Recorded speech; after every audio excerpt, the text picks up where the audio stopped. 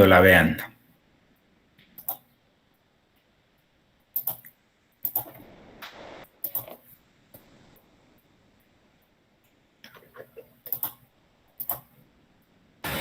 Ya se ve la pantalla, ingeniero. Ok, gracias. Entonces, vamos a hablar ahora de los hidrogramas. Recuerden que los hidrogramas me van a servir para hacer la revisión o el diseño, el dimensionamiento de mis obras. En el hidrograma, yo ya puedo obtener tanto el gasto máximo de mi diseño como el volumen, en dado caso de que tuviera que hacer o dimensionar una estructura de regulación o un elemento en el cual voy a almacenar el agua de lluvia que se generó a partir de ese hidrograma.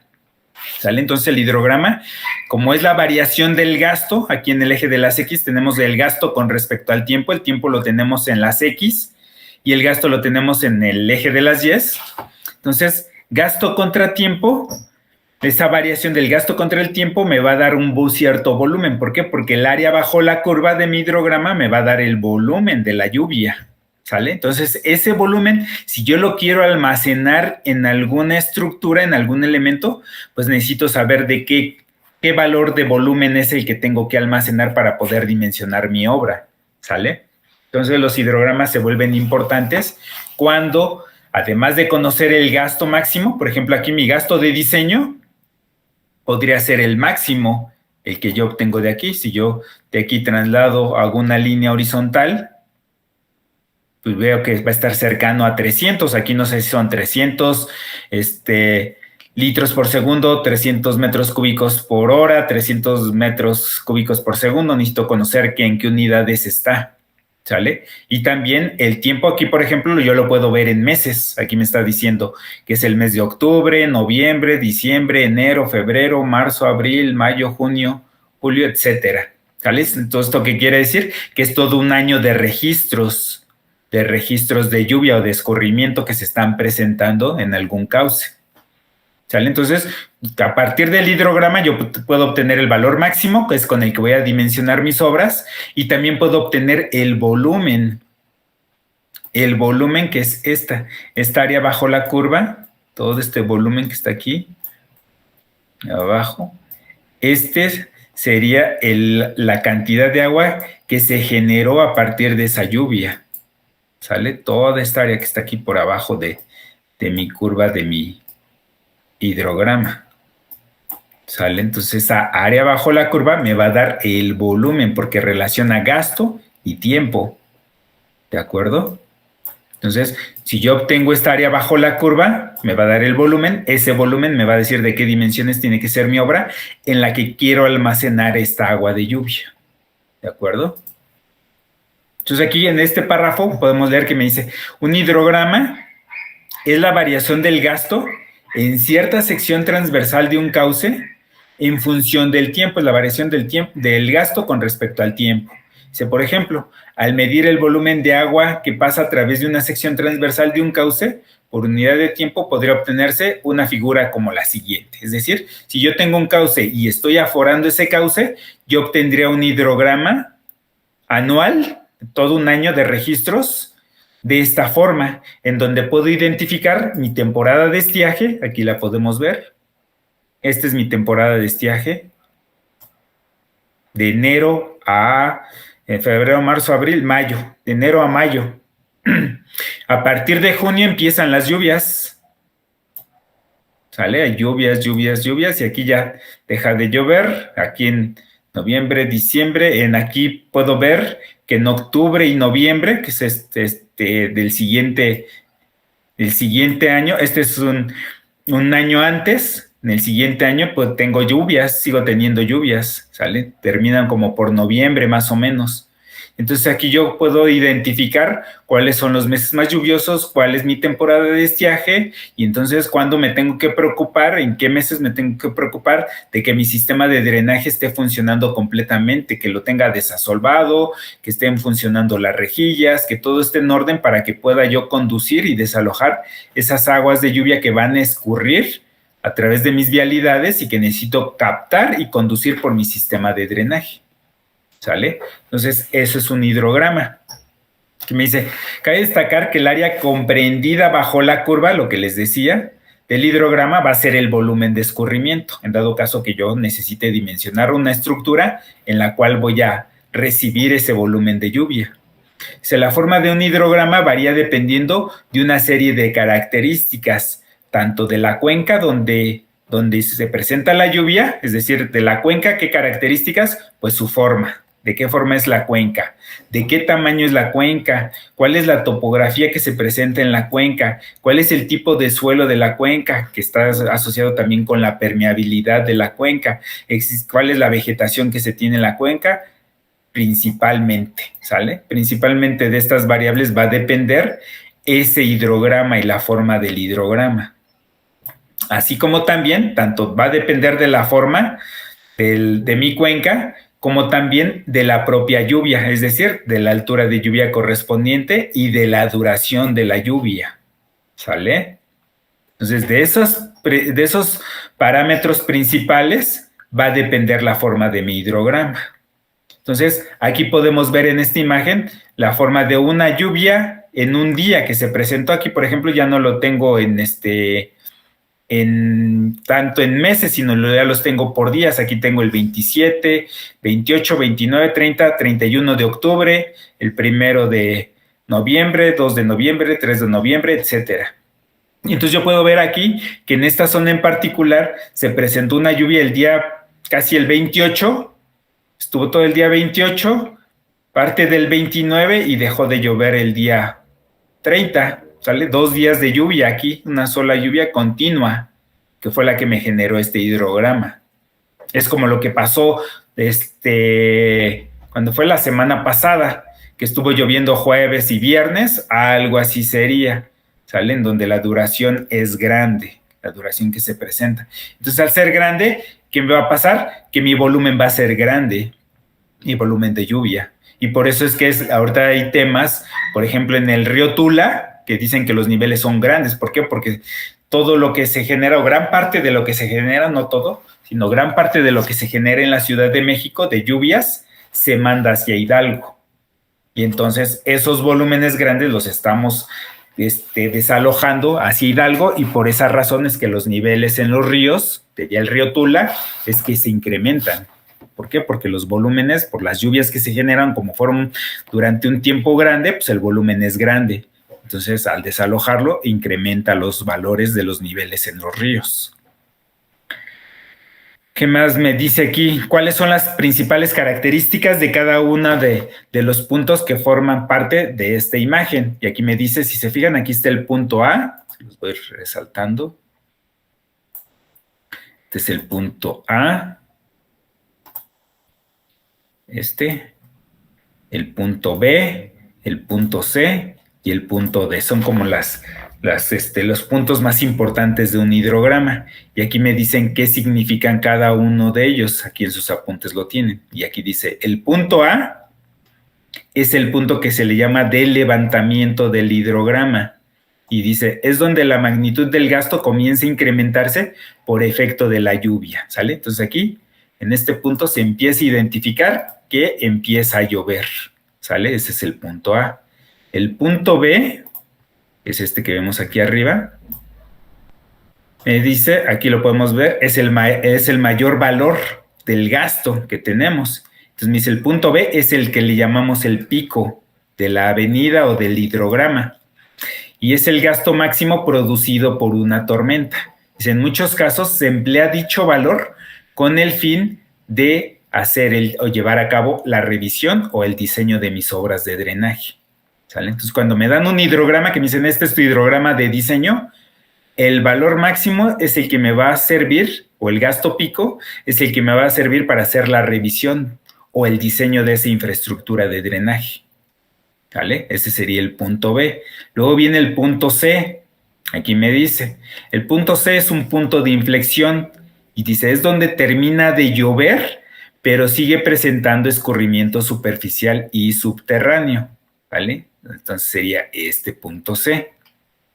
Luego viene el punto, finalmente, el punto D, este que está aquí abajo. Y aquí me dice, el punto D es el final del escurrimiento directo, es decir, ya solamente puede haber escurrimiento subterráneo, pero ya no hay superficial. ¿sí? Es el punto donde el escurrimiento registrado proviene ya solamente del flujo subterráneo. Normalmente se acepta que sea el punto de mayor curvatura de la rama descendente del hidrograma. Es el punto bajo. Aquí ya dejó de llover y ya no hay escurrimiento directo. Aquí en el C, desde el C dejó de llover, pero sigue habiendo escurrimiento subterráneo y superficial. En el punto D ya solamente hay escurrimiento subterráneo del agua que se infiltró en el subsuelo. Luego vienen, aquí me dicen, además de estos 3 puntos, existe el tiempo que se le llama el tiempo pico. El tiempo pico sería el tiempo que hay de aquí se los resalto. Si yo trazara unas líneas verticales del punto B, de cuenta de aquí a donde inició la lluvia, esta distancia, las pongo en rojo, acá, de aquí a acá, esta, les quería poner en rojo, esta distancia, este es mi tiempo pico, el tiempo en el que se presenta el gasto máximo a partir de que se inicia la lluvia. Ese sería el TP que aparece aquí. Tiempo pico. Dice, es el tiempo que transcurre desde el punto de levantamiento, desde A, hasta el correspondiente al hidrograma B. ¿Sale? Ese es el tiempo en el que se presenta el gasto máximo. Después viene el tiempo base. Ese tiempo base es el que va a estar desde aquí. Si yo trazo de nuevo las líneas verticales, de aquí acá. Este va a ser mi tiempo base. ¿Sale? Esa es la base de mi hidrograma. Y acá me dice, tiempo base es el tiempo que transcurre entre el punto de levantamiento A hasta el correspondiente al final del escurrimiento directo, que es el punto D, y que corresponde a la duración del escurrimiento directo. Después viene la rama ascendente. Me dice, es la curva de ascenso del hidrograma, comprendida entre el punto de levantamiento y el gasto máximo pico. Entonces, mi rama ascendente será esta. Desde el punto A hasta el gasto máximo pico. Y entonces, mi rama descendente será esta. Esta rama será la descendente, ¿de acuerdo? Entonces, una es la ascendente y otra es la que desciende, en donde deja de llover y se presenta así, se sigue presentando escurrimiento directo. Entonces, aquí me dice, la rama descendente es la curva del hidrograma que parte desde el punto B del pico, el gasto máximo, hasta el final del escurrimiento, desde B hasta D. Dice, la duración considerada para una lluvia de diseño es usualmente corta, ya que las lluvias de corta duración y alta intensidad de una lluvia convectiva generan hidrogramas con tiempos base cortos y picos grandes. Entonces, aguas con esas lluvias que duran poco, pero que son intensas. ¿Por qué? Porque les van a generar un gasto máximo en poco tiempo. ¿De acuerdo? A lo mejor el volumen no va a ser tan importante de la lluvia, pero sí el gasto máximo, cuando se presente el máximo o el pico, ese va a ser el importante que hay que considerar. Entonces, todas las lluvias que tienen corta duración, que duran poco y que son intensas, aguas, ¿sale? Son las que hay que tomar en cuenta al momento de diseñar nuestras obras de drenaje. Porque recuerden que a menor duración, la intensidad se incrementa, porque la intensidad es altura de lluvia entre duración. ¿De acuerdo? También me dice aquí, los hidrogramas que se utilizan en el diseño de infraestructura de drenaje se obtienen a partir de las relaciones de lluvia y escurrimiento, las cuales se han deducido al analizar registros simultáneos de precipitación y escurrimiento, es decir, hidrogramas. Para conocer qué parte del escurrimiento es provocado por una lluvia, es necesario separar el escurrimiento directo del escurrimiento base, y existen varios métodos. El más usado es el de la línea recta. Ese, a manera de resumen, es el siguiente. Para el de la línea recta, es el que me va a unir la línea o el punto de inicio de la lluvia con el final del escurrimiento directo. Ese es el de mi línea recta. Y entonces, a partir de ahí, yo obtengo, de esa línea, yo puedo obtener el volumen de escurrimiento directo, que sería esta área bajo la curva, y que va a estar delimitada por esta línea recta. A partir de la línea recta va a ser el hidrograma de escurrimiento directo. Este va a ser mi hidrograma de escurrimiento directo a partir de esta línea recta en la que yo uno estos dos puntos.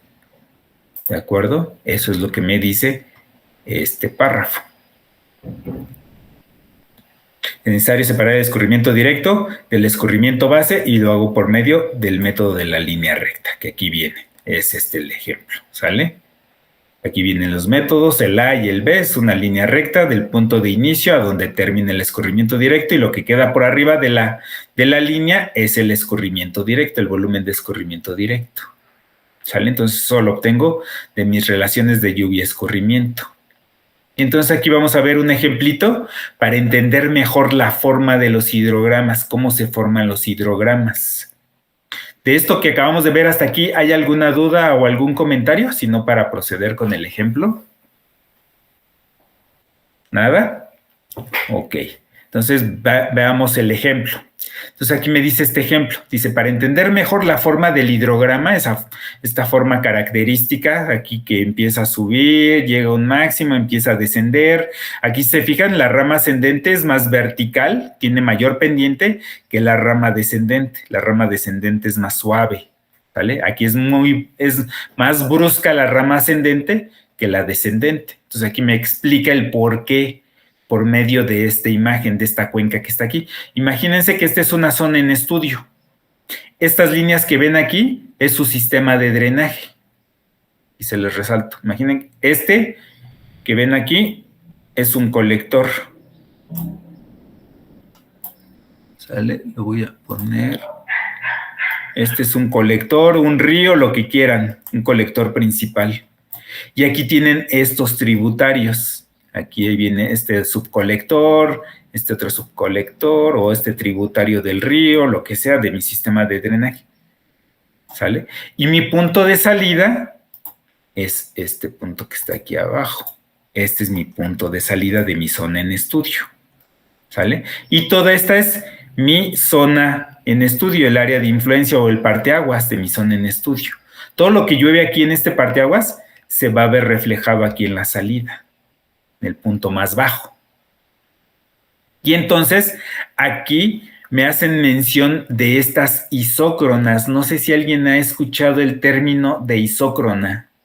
Estas líneas que ven aquí, se las voy a resaltar, ahorita las borro. Esta azul clarito, esta que está por acá, viene por acá, por acá, por acá, es una isócrona. Esta que está aquí es otra isócrona. ¿Alguien ha escuchado el término de las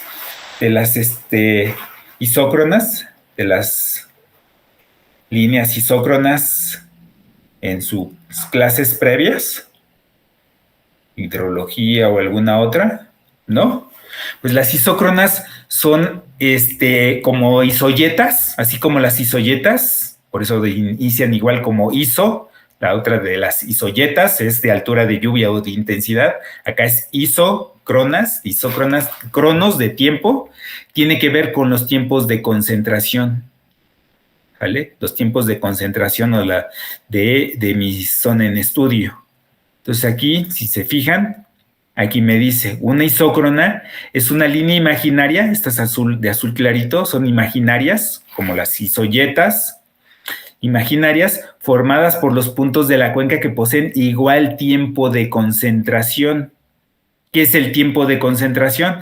Pues es el tiempo que tarda la gota desde el punto más alejado hasta el punto bajo de mi zona en estudio, que es el tiempo que tarda en recorrer esa distancia. ¿sale? Entonces me dice, es el agua que cae en cualquier punto de la forma de la isócrona y que tarda el mismo tiempo en fluir superficialmente hasta el punto de salida de la cuenca.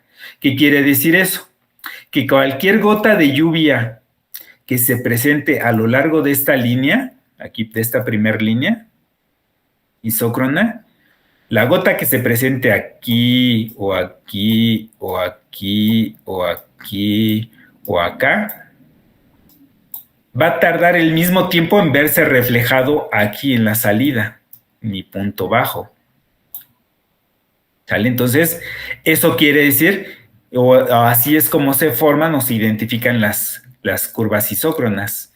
Esta curva isócrona me va a decir que cualquier línea cualquier gota de lluvia que se genere o que se presente aquí en esta línea va a tardar el mismo tiempo en verse reflejado aquí en la salida. Y para esta otra, lo mismo, va a tardar el mismo tiempo. Obviamente, para esta isócrona va a tardar menos tiempo porque hay menor distancia.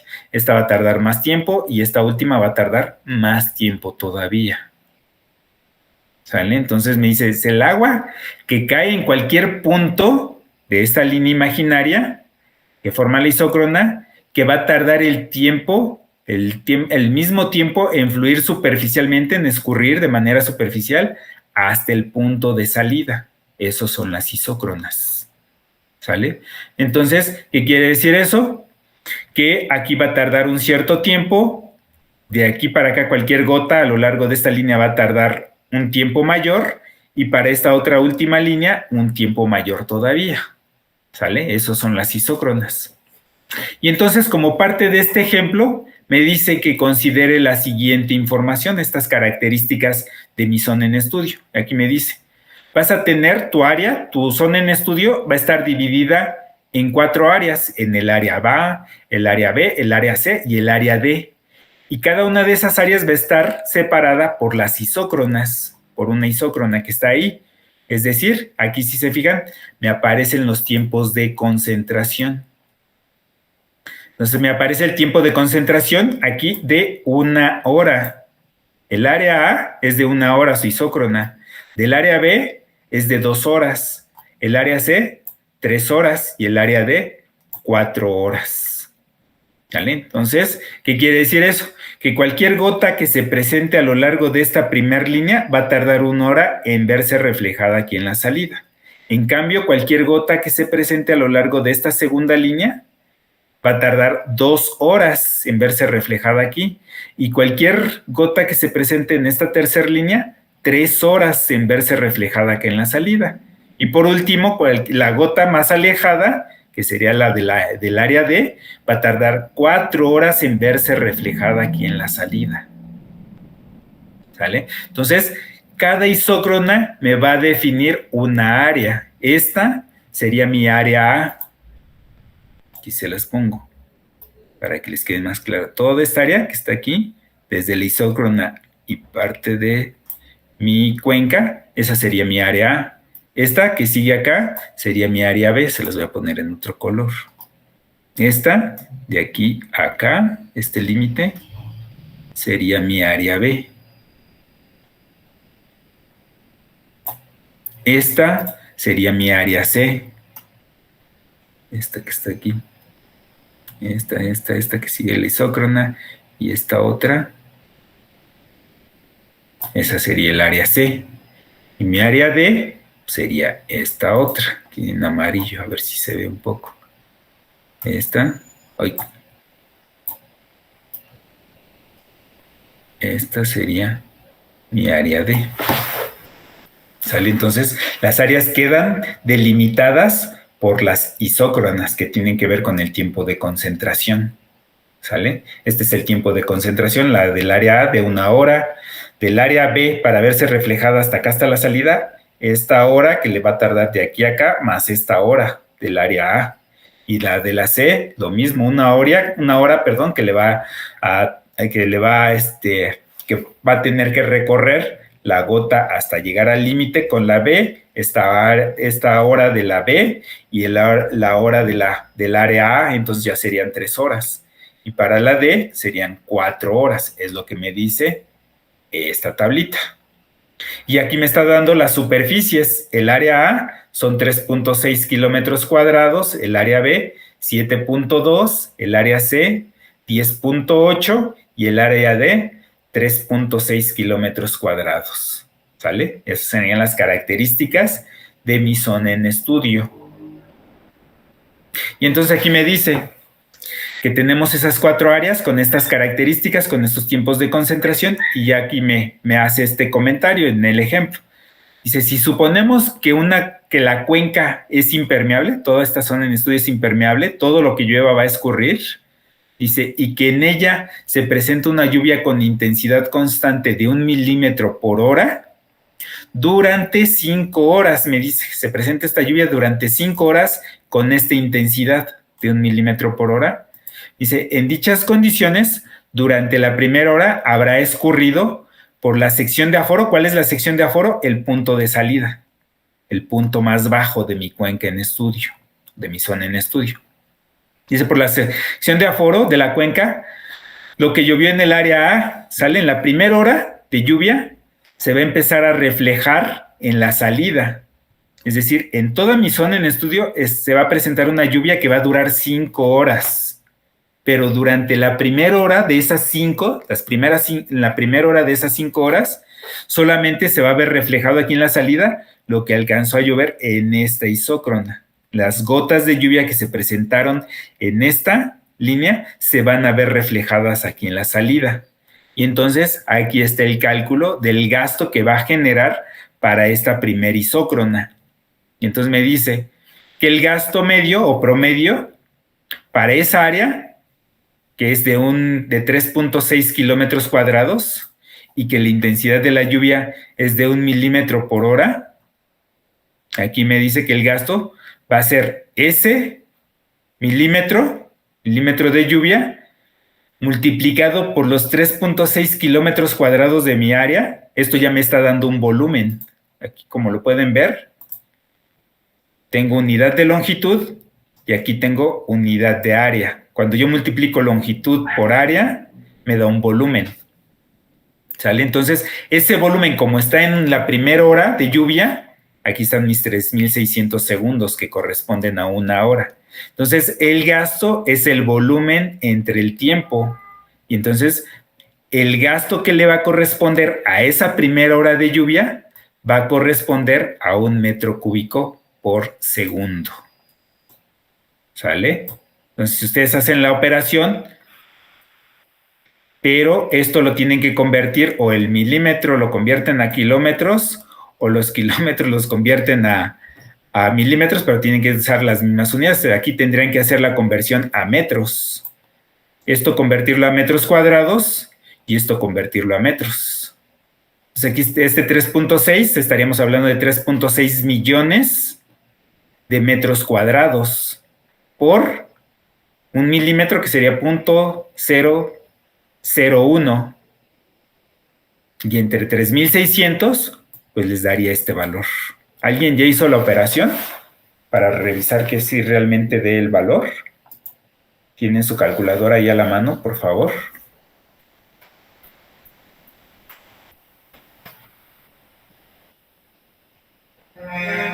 ¿Sí les da?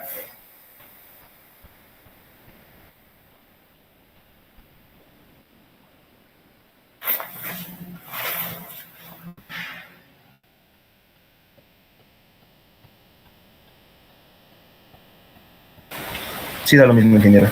Ok, ¿vale? Entonces, de ahí resulta que es 1 metro cúbico. El que se va a ver reflejado en la primera hora y en la salida va a pasar 1 metro cúbico por esas gotas que se generaron en esa isócrona, ¿de acuerdo? Para la segunda hora de lluvia, porque acuérdense que nuestra lluvia es de 5 horas. Para la segunda hora, ¿qué va a pasar?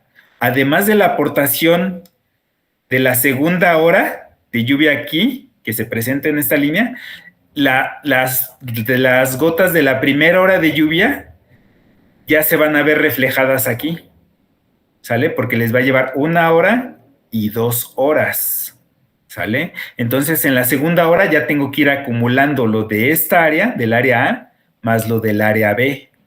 Entonces, lo del área A ya lo tengo, que es este metro cúbico por segundo es el que tengo aquí, el área A. Este valor es este que resultó de acá. Y le voy a sumar lo que le corresponde al área B. ¿Sale? Como es la misma intensidad de lluvia de 1 milímetro, pero ahora mi superficie ya es de 7.2 kilómetros cuadrados en lugar de 3.6. Entonces, si es de 7.2, que es el doble de 3.6, aquí estaría hablando de 2 metros cúbicos por segundo. Todo esto me va a dar 2.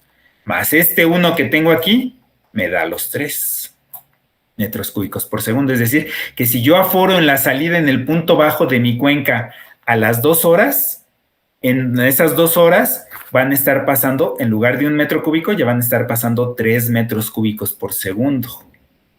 Y así voy haciendo la acumulación. Para la tercera hora, pues ya va a aportar tanto el área A como el área B como el área C. ¿Vale? Y entonces a estos 3 metros cúbicos que yo tengo aquí, tengo que sumarles los correspondientes a la siguiente área, a la del área C. El área C, si se fijan, ya es de 10.8, que son 3 veces más. Aquí, si se fijan, es 3.6. En B es 7.2 el área, es el doble de 3.6.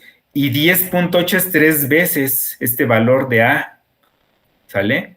Entonces, si aquí yo tengo 1 metro cúbico, esto me genera 1 metro cúbico por segundo, esto me genera 2 metros cúbicos por segundo, sé cuánto me generaría en metros cúbicos por segundo.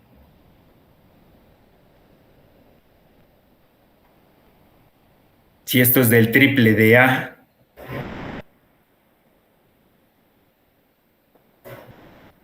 Estaría generando 3 metros cúbicos por segundo. Así es. Entonces, si yo hago si yo acumulo en las 3 horas, pues van a ser los 3 que tengo, más los 2 que tenía acá, más los 1 que tengo acá, y son los que me van a estar aquí representados. Por ejemplo, para la primera área es 1 metro cúbico por segundo. Ese metro cúbico por segundo, si yo lo grafico, sería este. Aquí se los resalto. Es este valor que tengo aquí. Para la siguiente área, en la siguiente hora, aquí si se fijan, tengo el tiempo en X. Para la primera hora, solamente aporta el área A, y es 1 metro cúbico por segundo. Para la segunda hora de lluvia, aporta tanto A como B. Aportan las dos, y ya son los dos, más el metro cúbico, ya estamos hablando de 3 metros cúbicos por segundo. Cuando es la tercera hora, aporta el área A, B y C, ya aportan las 3 áreas. ¿Sale? A, acuérdense que es de 1 metro cúbico por segundo, B son 2 metros cúbicos por segundo y C son 3 metros cúbicos por segundo. Entonces, si hago la suma, estaría hablando de 6 metros cúbicos por segundo. Después me iría a la última, y soy a mi última área, la D. ¿Sale? En la cuarta hora de lluvia está aportando A, B, C y D. Y está aportando toda la cuenca. ¿Sale? Entonces, en D, me voy a regresar para ver la tablita. En D, si se fijan, nuevamente su área es de 3.6, igual que en A. Entonces, eso me va a dar una aportación de 1 metro cúbico por segundo. Entonces, si yo aquí voy a tener 1 metro cúbico por segundo, aquí tengo 3 metros cúbicos por segundo, acá tengo 2 metros cúbicos por segundo, y aquí tengo 1 metro cúbico por segundo, ¿cuánto me daría la suma de los 4? Entonces, aquí 1 más 2, 3 y 3, 6 y 1, 7. Y entonces son los que tengo aquí, estos 7 metros cúbicos por segundo, que está acá. Nos aporta A, B y C, pero si se fijan, en el ejercicio me están diciendo que mi duración de mi lluvia es de 5 horas, ¿sale? A las 4 horas ya toda la cuenca está aportando al área A, el área B, el área C y el área D. En las 5 horas, pues van a seguir aportando las mismas áreas, ya no se puede incrementar más ese valor. ¿Sale? Porque no hay más área. Y entonces, por esa razón, es que aquí a las 5 horas se repite el mismo valor, el mayor de todos. El de 7. Por eso es que a las 5 horas de lluvia, aquí es constante este valor. ¿Qué va a pasar ya dejó de llover? A las 5 horas ya dejó de llover. Entonces, en la hora 6, que ya no llueve, ya solamente va a haber escurrimientos de B, de C y de D. En las 7 horas ya nada más va a haber de C y de D. Y en las 8 horas ya nada más va a haber escurrimientos que provienen de D, que es lo más alejado y es lo que tarda más tiempo en llegar a mi punto más bajo.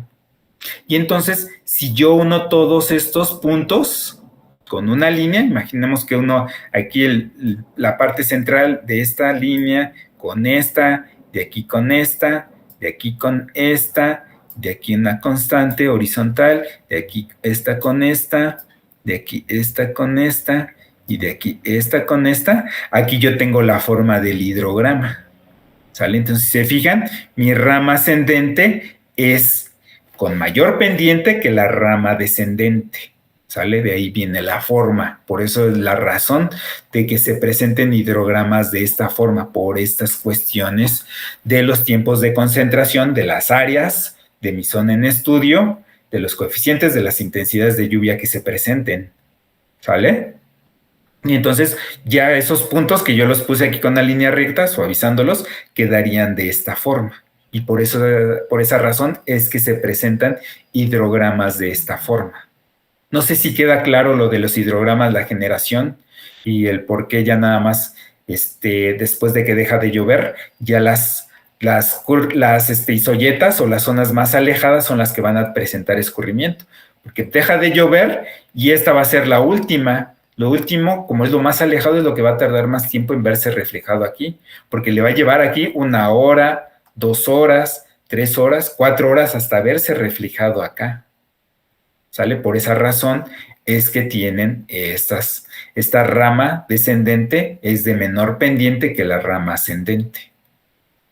No sé si hay alguna duda, algún comentario hasta aquí de lo visto de la forma de los hidrogramas. ¿Nada?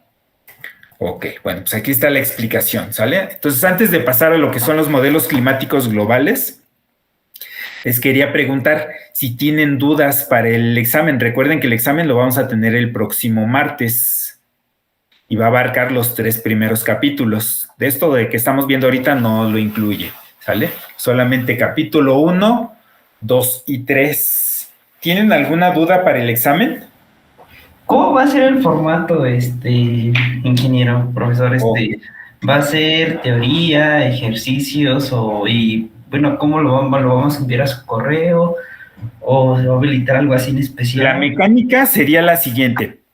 Yo les voy a ir dando los ejercicios, se los voy a ir compartiendo. Les voy a compartir si va a venir teoría y van a venir algunos de los ejercicios parecidos a los que vimos en clase. No iguales, pero parecidos, ¿sale?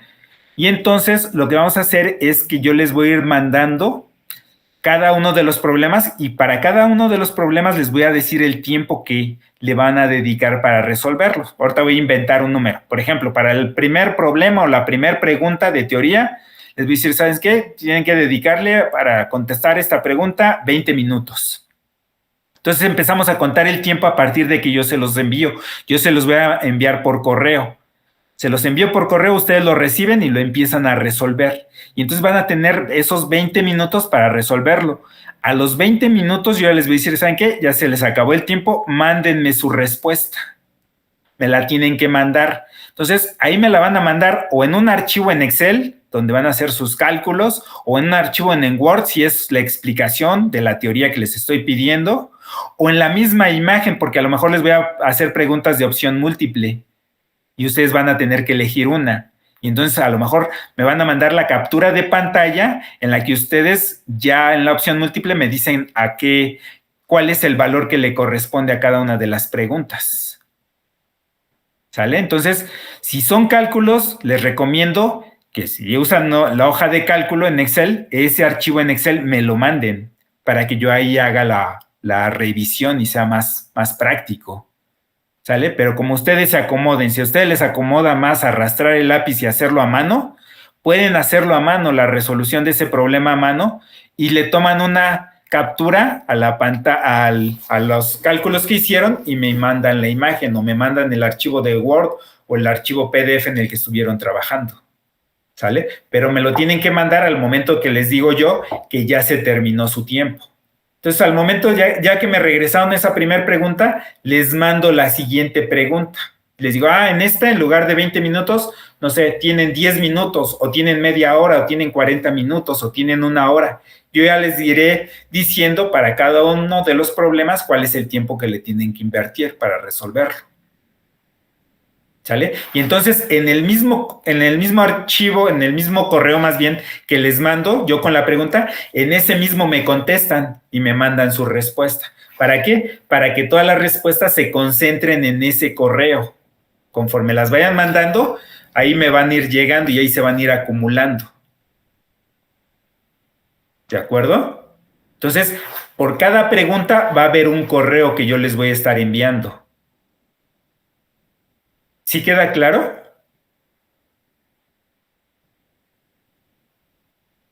Sí, ingeniero, gracias. Ok. ¿Alguien más tiene dudas? Con respecto al proyecto, ¿va a ser el día jueves antes de la clase o antes de que termine la clase? Puede ser todo el día jueves, supongan que lo tienen. Que me lo manden, no sé, a las 12 de la noche del jueves, no hay problema. ¿Sale? Para que tengan tiempo y lo puedan mandar lo más completo posible. ¿De acuerdo? Va a haber igual sesión de Meet, ¿verdad? El día del examen. Sí. Yo les mando la invitación, yo se las mando normal y ya en esa sesión de Meet, ahí es donde ya vamos viendo las preguntas y ya les voy mandando correos. El día del examen, el martes, les voy mandando pregunta por pregunta. Ok, ingeniero, muchas gracias. ¿De acuerdo? ¿Alguien más? ¿Dudas del examen o del proyecto? Yo sí tengo una duda del proyecto. Sí. Adelante. ¿Vas a compartir? Sí. Okay. Dejo de compartir entonces. Y compártenos ahora. Sí.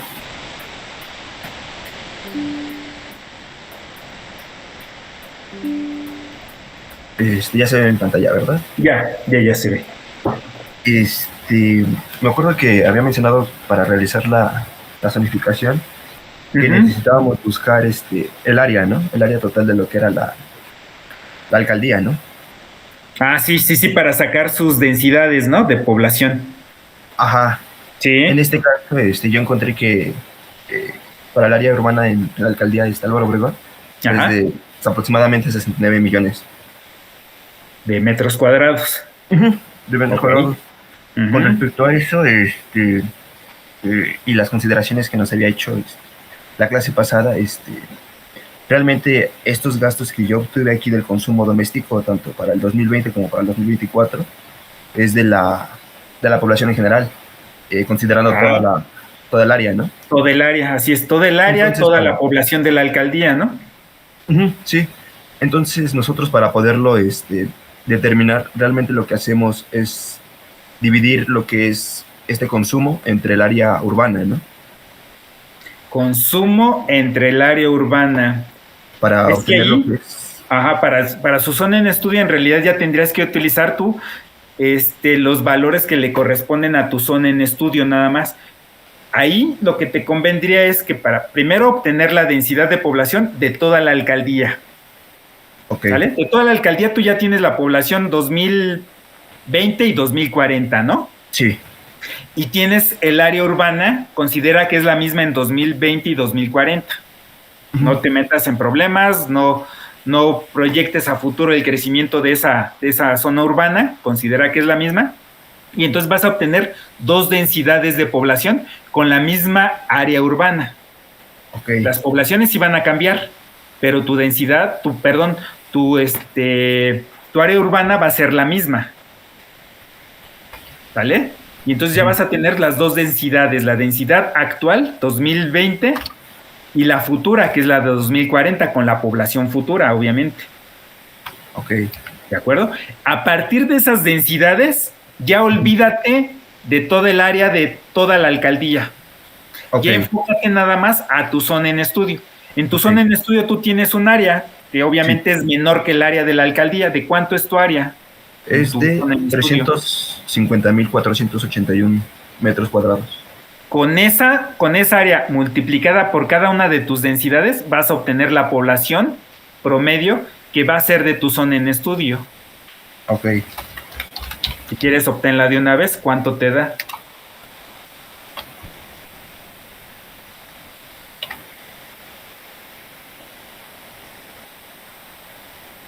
Así. Ajá.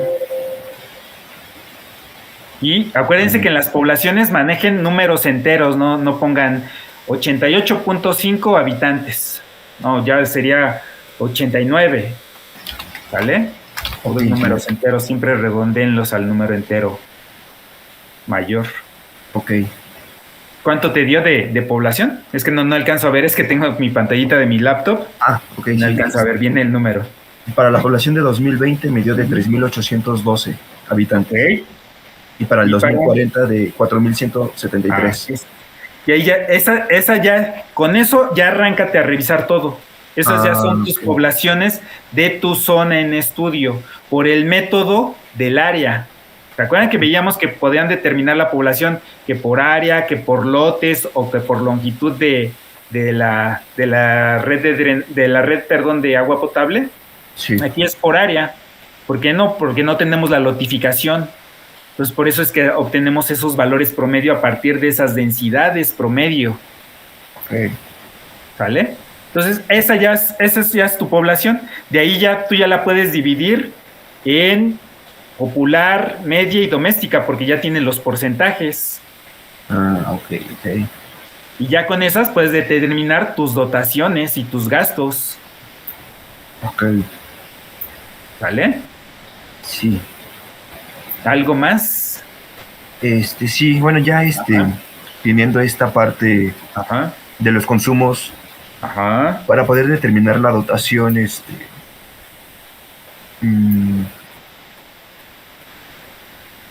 ¿cómo haríamos ahí, acuérdate que ya para determinar la dotación, tú ya tienes que haber determinado los consumos tanto de las industrias, comercios, así como lo hicimos en el ejercicio del capítulo 2, en ese básate. ¿Por qué? Porque ya al final, ya cuando tienes todos los resultados, es cuando empiezas a determinar ya las dotaciones. A partir de, si tienes el ejemplo ahí a la mano, el del capítulo 2, sobre ese básate para que determines la dotación, porque en la dotación tú ya determinaste todo lo de los consumos, todas las demandas, la población ya tienes. Acuérdate, si tienes ahí el ejercicio, ábrelo para que sepas a dónde referirte, el del capítulo 2, por favor. Y muévete a la parte donde está la dotación. Mira, ahí está demanda, estaba más abajo, es casi de lo último que tú determinas. Más abajo debe de venir la dotación. Ahí que dice dotación final. Ahí, si te fijas, tú ya tienes una tabla resumen en donde debes de tener ahí las poblaciones. ¿Qué más información tienes ahí para determinar las dotaciones? La dotación. Dice que la demanda comercial, la industrial de servicios y producción y la demanda de servicio público. Pero esa tabla, si te fijas, es para industrial, comercial y público, ¿no? La de arriba es para doméstica e incendio. Y contra incendios. Entonces tienes que hacer esas dos. Y ahí en esa de la doméstica y contra incendios tienes la población, ¿no? Sí. Población, ¿y qué más? Es que te digo, no alcanzo a ver bien con mi pantallita de mi laptop. En la de doméstica y contra incendio, población.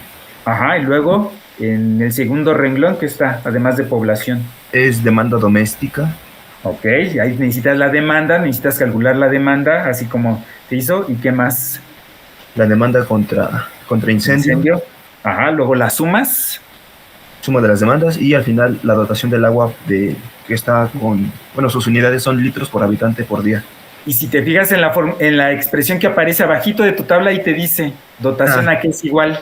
Es la suma de la demanda entre la población. entre tu población. Ahí haces la división. Ahí ya obtuviste tú ya la dotación para ese servicio doméstico y contra incendios. Entonces luego haces lo mismo, pero ya para tu zona industrial. A lo mejor tú en tu zona no hay industrias, ahí va a ser 0, pero a lo mejor sí hay comercios. Bueno, ¿cuánto es el del comercio?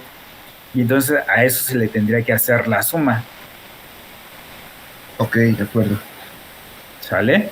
Entonces, básate aquí, así como se hizo en el ejercicio lo mismo lo debes de aplicar, nada más que obviamente pues vas a tener tú valores diferentes, tanto de poblaciones como de consumos domésticos, industriales, comerciales y públicos, porque es una zona diferente. Okay. Y con eso ya tienes tú tu dotación. Con esa dotación, ahora sí, ya procedes a hacer el cálculo de tu gasto medio. Sí. El gasto máximo instantáneo, el máximo extraordinario, y ya tienes los gastos con los cuales vas a alimentar al programa. Ok. Al GEC, al EPANET, perdón. Al EPANET. Okay. Así es. ¿Vale? Ya vas a tener ahí tus gastos. Con esos gastos son con los que vas a estar trabajando. Ok. ¿Sale? Entonces, acuérdate de la primera tabla de la dotación doméstica y contra incendios. Ya puedes obtener el gasto que le corresponde, los gastos de diseño. ¿Vale? ¿Te acuerdas que vimos en una de las clases ya anteriores, ya hace algunas semanas, donde dijimos hay que armar una tabla donde vengan los nodos, después de cada nodo que venga su área de influencia, después de cada área de influencia que venga su población, esa población que va a estar en función de las densidades estas que acabas de calcular tú ahorita, y vas a tener para cada nodo la población que le corresponde, vas a obtener ya con tu dotación que acabas de ver cómo se calcularía, vas a tener ahí un valor de esa dotación. Ya la dotación por la población de cada nodo te va a decir cuál es el gasto de cada nodo. Ya todo lo vas a estar asociado a nodos, que son los que alimentas tú. Ok. Y de hecho esa también era una pregunta, como que me confundí un poco. Sí. Porque me acuerdo que estábamos viendo la tabla. Según yo, lo había anotado, pero pues creo que no lo guardé.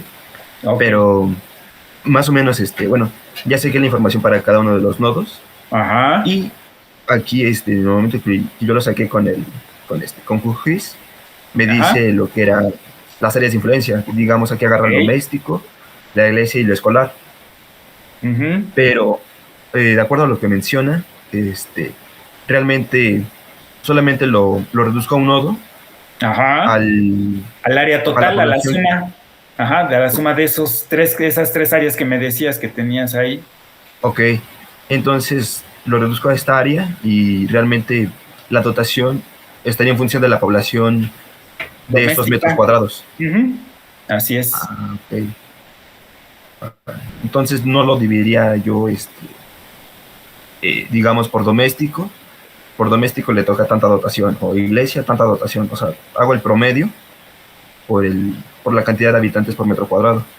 Y ya saco los... Ahí, todo el área, haz de cuenta que todo el área de influencia para cada uno de los nodos te va a dar una población.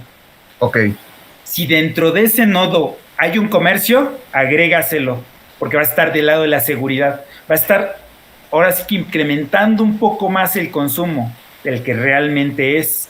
Porque en esa área total tienes una escuelita. Y si tú consideraste que en esa escuela hay habitantes, te va a dar un gasto un poco mayor, pero te va a ayudar a estar del lado de la seguridad. Siempre acuérdense de que cuando hagan alguna consideración estén del lado de la seguridad. ¿Por qué? Porque les va a dar mayor gasto.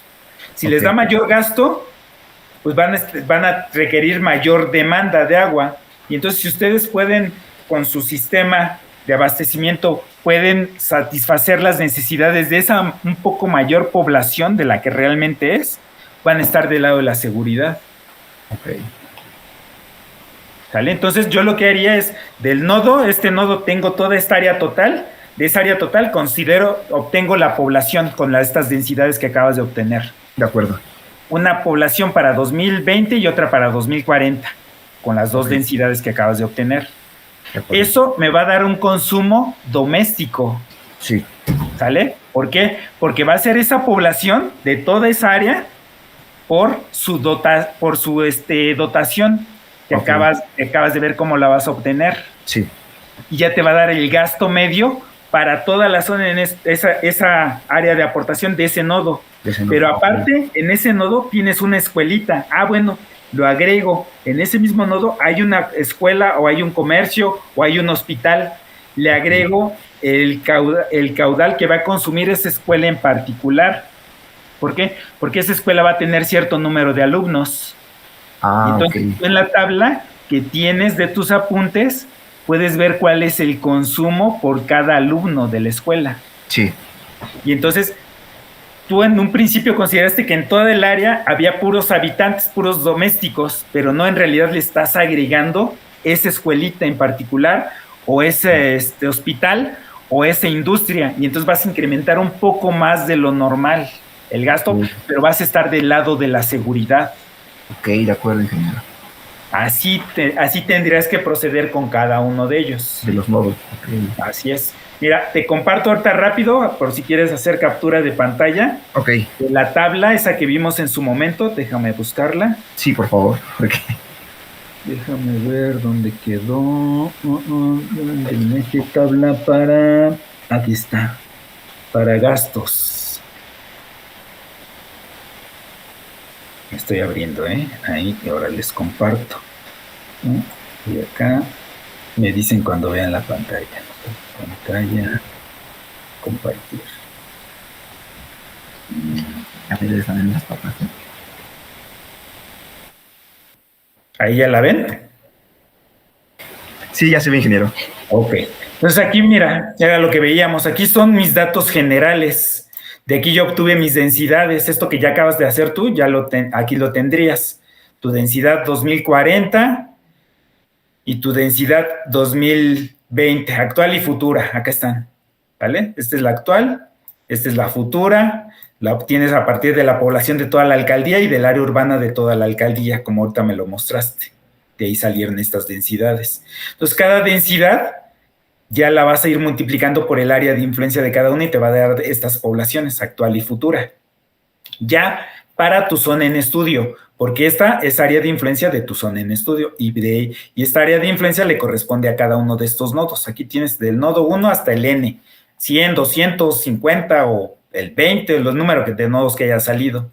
Y ya que tienes la población, empiezas a calcular ya con la dotación tus gastos, medio, máximo diario, máximo horario, ¿sale? Para 2020 y para 2040. Pero estos van a corresponder a doméstico. Aquí después le vas a agregar si tienes un comercio, si tienes una industria o tienes un uso público en el mismo renglón del nodo. Si en tu nodo son solamente casas, pues aquí va a ser 0, 0 y 0. Pero si en esa zona en estudio hay una escuela, pues hay un uso público. Aquí le pongo su valor, no sé, el que me resulta. ¿Por qué? Porque yo lo consulto en mis apuntes y veo que la escuela tiene un consumo de 20 litros por alumno por día. Entonces, si van a ser 100 alumnos, pues esos 20 por los 100, ¿cuánto me da? Y ya aquí voy a obtener el dato. Acuérdense de las unidades, manejen las mismas unidades. Aquí tengo mis gastos en litros por segundo. Pues este gasto lo voy a tener que convertir a litros por segundo. ¿Sale? ¿Para qué? Para que al final, cuando yo haga la suma de todos estos gastos, yo aquí tenga en las mismas unidades el gasto público o el de la industria o el del comercio. ¿Sí queda claro? Ya asociado a cada nodo. Ok, de acuerdo. Sí, es que esa era un poquito mi duda, gracias. ¿Vale? Ok. No sé si alguien más tiene dudas del proyecto o del examen. Profe, una duda rápida. Sí, adelante. Bueno, cuando nosotros, mi equipo es el de la alcaldía Gustavo Madero, hicimos la proyección de la población. Sí. Esta no crecía, sino disminuía.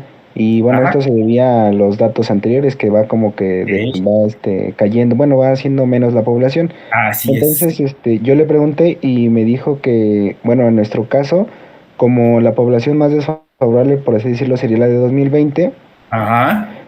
Si hiciéramos el cálculo para 2040, bastaría nada más con checar que en 2020 pasara porque en 2040 sería menos. Ustedes, gracias a que va disminuyéndose su población, solamente tienen que hacer revisión de la condición actual. Si en la condición actual cumple, seguramente en la futura, como va a haber menor demanda, va a cumplir. Entonces, ustedes nada más hacen el análisis de la condición actual, porque no se disminuye la población en su alcaldía. En la de Álvaro Obregón, de tu compañero que acabamos de ver, ahí sí crece. Ahí van a tener que hacer el análisis actual y futuro. Ustedes nada más van a hacer el actual. Gracias a que se está reduciendo la población en su alcaldía. Ok, sí, profe. Entonces, nada más, por ejemplo, en los cálculos, con que tengamos la de 2020 estaría bien, ¿no? Bueno, la de la actual. Sí, exactamente. Solamente hacen el análisis para 2020, aquí el doméstico, es esto el doméstico, pero sí, acá le van a tener que agregar estos, el comercial, el industrial y el público también, pero solamente para la condición actual. Sus compañeros de Álvaro Obregón van a tener que hacer condición actual y condición futura. Para las dos van a tener que revisar. Ok, profesor, gracias. De nada. ¿Alguien más?